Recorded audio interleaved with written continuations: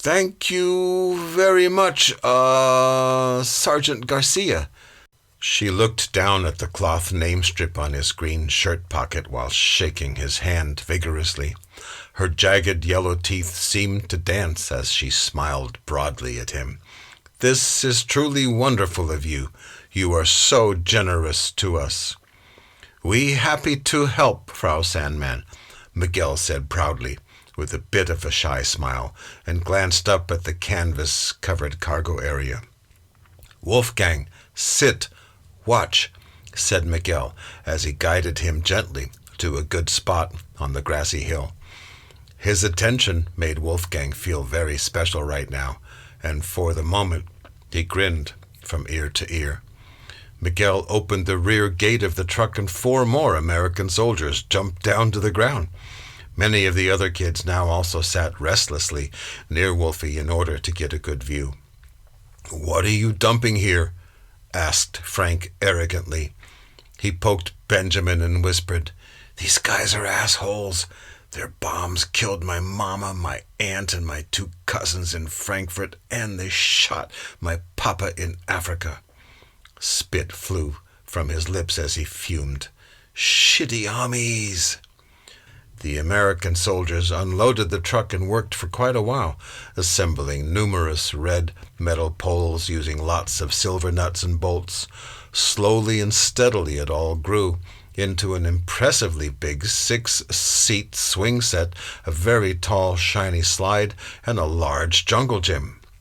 While he was working, Miguel often glanced over at Wolfgang, smiled brightly, and waved. Wolfie waved back timidly, but now he couldn't bring himself to smile, because in his imagination he heard huge bombs exploding in Mannheim, and Miguel was one of them. The shitty armies. The moment the soldiers finally picked up their tools and tossed them into the truck, dozens of kids raced down and climbed all over the gleaming new contraptions, screaming, giggling, and shoving each other playfully. Wolfgang was still sitting quietly on the grass, observing all the commotion. Miguel sat down and put one arm around him, pulling him close for a brief moment. "You watching, you very patient," he said to Wolfie. "You like this new things?" Wolfie looked at him and tilted his head a bit, as it occurred to him that Miguel talked funny, and he had a heavy accent. "Yes," replied Wolfgang, now staring down at one of the chamomile plants that were spread all over the hill. The sweet scent of chamomile lifted his spirits, and he also liked how good it felt to have Miguel's arm embrace him.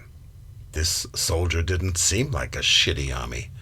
For a moment, Wolfie leaned his head lightly against Miguel's shoulder. "Wait, Americans are killers." Wolfie pulled away. "Do you fly bombers?"